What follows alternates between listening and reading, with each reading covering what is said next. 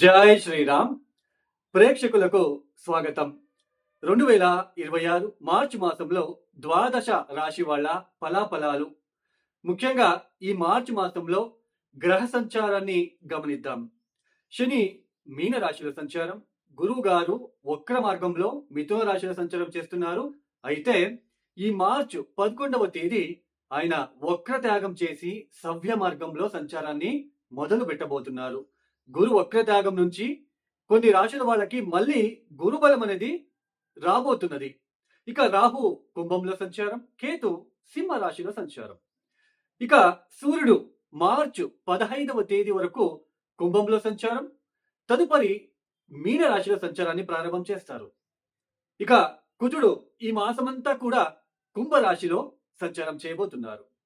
ఇక శుక్రుడు మార్చి 2వ తేదీ కుంభరాశి నుంచి మీనరాశిలోకి ప్రవేశిస్తున్నారు. ఇక బుధుడు మార్చి 1వ తేదీ నుంచి మార్చి 21వ తేదీ వరకు బుధుడు వక్రించి వక్ర మార్గంలో కుంభరాశిలో సంచారం చేస్తూ మార్చి 21వ తేదీ వక్రత్యాగం చేస్తున్నారు. ఈ గ్రహ సంచారం వలన ద్వాదశ రాశి వాళ్ళకి ప్రేక్షకులకు చిన్న సజెషన్ అండి, చిన్న విజ్ఞప్తి. మనం గోచార ఫలితాలని చెప్పుకుంటున్నాం. గ్రహాల రాశి మార్పుల వలన ఫలానా రాశి వాళ్ళకి ఫలానా ఫలితాలు అనేది చెప్పుకుంటున్నాం. అయితే ఇక్కడ ముఖ్యంగా గోచారంలో మీరు కొన్ని థంబ్నెయిల్స్ ని చూస్తూ ఉంటారు. ఈ రాశుల వాళ్ళకి గజకేసరి యోగం పట్టబోతుంది, ఈ రాశుల వాళ్ళకి మాలవ యోగం పట్టబోతుంది, ఈ రాశుల వాళ్ళకి ముఖ్యంగా రూచక యోగము, పంచమహాపురుష యోగాలు ఇవి పట్టబోతున్నాయి. బుధాదిత్య యోగం పట్టబోతుంది, లేదా ఈ రాశిల వాళ్ళకి ఈ సంవత్సరం అంతా స్పాయిల్ అయిపోతుంది. ఇలాంటివి మనము చూస్తూ ఉంటాం. గోచారంలో రాశి ఫలితాలు అనేవి కేవలం 30% మాత్రమే తీసుకోవాలి. దీన్ని ఎవరు సోది అనుకోవద్దండి. వాస్తవాన్ని గుర్తించడానికి ప్రయత్నం మాత్రమే చేయండి. జాతకరీత్యా ఉన్న గ్రహ స్థానాలని బట్టి అక్కడ గనక గజకేసరి యోగం ఉంటే, గజకేసరి యోగము అందరికీ వర్తించదు. శుక్ర మహాదశ అందరికీ మంచి ఫలితాలు ఇవ్వదు. దీన్ని గుర్తించండి, వాస్తవాన్ని గుర్తించండి. సో జాతక రీత్యా గ్రహ దోషాలు గనక ఎక్కువ గనక ఉంటే, అంటే కర్మ అనేది కార్మిక్ అనేది ఎక్కువగా ఉంటే ఏ జ్యోతిష్యం కూడా సహాయం చెయ్యదు. ఎందుకు?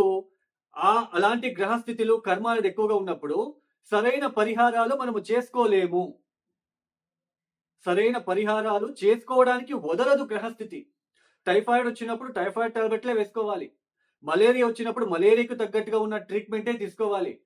ఆర్డినరీ డోలో 650 టాబ్లెట్ వేసుకుంటే వర్కౌట్ కాదు, ఎక్స్ట్రా యాంటీబయాటిక్ పడాలి.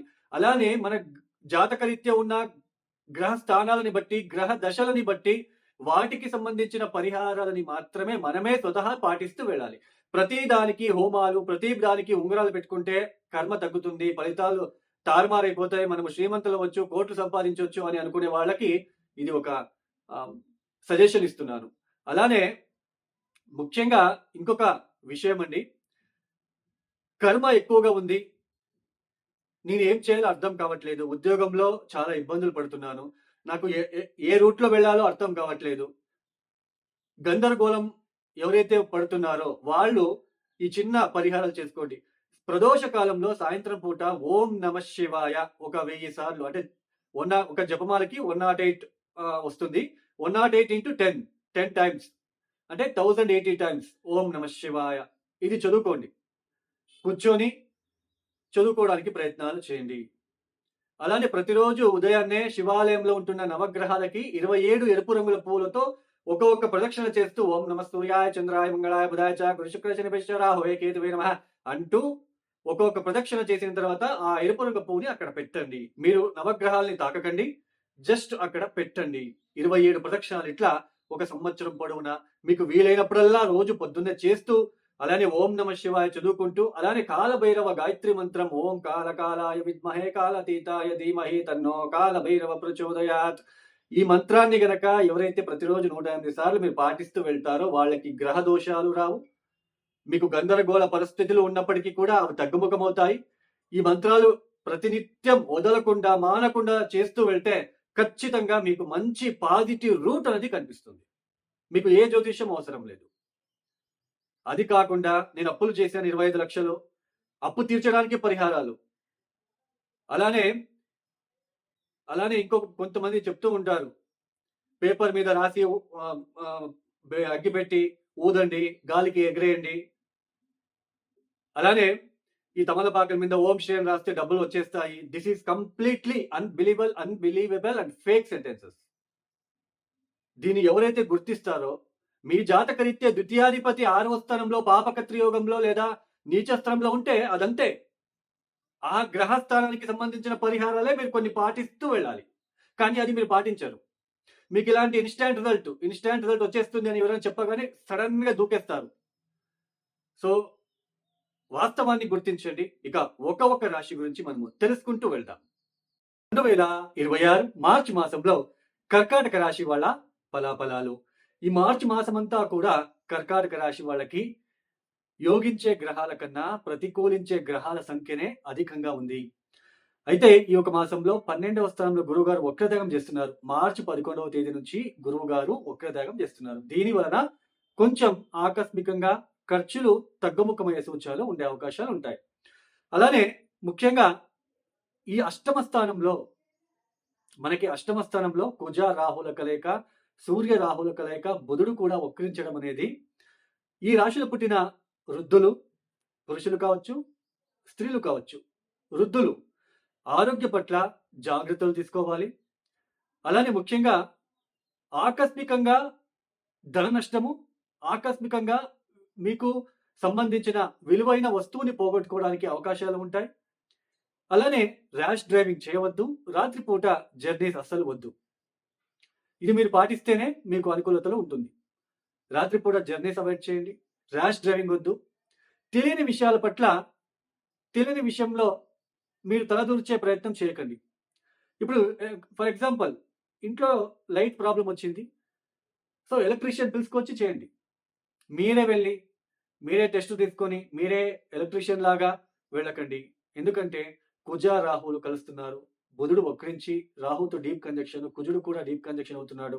ఇలాంటి గ్రహస్థితి ఉన్న వాళ్ళు ఆకస్మికంగా ఎలక్ట్రిక్ కరెంట్ షాక్ కొట్టడం లాంటిది, ఈ ర్యాష్ డ్రైవింగ్ వలన యాక్సిడెంట్స్ అవడం లాంటిది, అలానే గుప్తాంగాంగాలలో ఏదైనా అలర్జీస్ రావడం లాంటిది, gastric, stomach related issues, back pain, అలానే నీరసంగా ఉండడానికి అవకాశాలు ఉంటాయి. మెకానికల్ ఫీల్డ్లో వెల్డింగ్ కావచ్చు, లేత్ మిషన్స్ కావచ్చు, కెమికల్ డిపార్ట్మెంట్లో పనిచేసే వాళ్ళు కావచ్చు, వాళ్ళు చాలా జాగ్రత్తలు వాళ్ళ వృత్తిని నిర్వహించుకుంటూ వెళ్ళాలి. అలానే ముఖ్యంగా ఈ అష్టమ స్థానంలో ఇలాంటి గ్రహస్థితి ఏర్పడినప్పుడు మనకి తెలియని విషయాలలో మనము వేలు పెట్టరాదు, మనము తల దూర్చరాదు. కొంతమంది అంటూ ఉంటారు, జస్ట్ వాక్ చేస్తూ వెళ్తున్నానండి, నేను పెద్దగా ఫాస్ట్గా కూడా వెళ్ళలేదు, సడన్ గా కిందకి పడిపోయానండి, తలకి గాయమైపోయింది అంటూ ఉంటారు.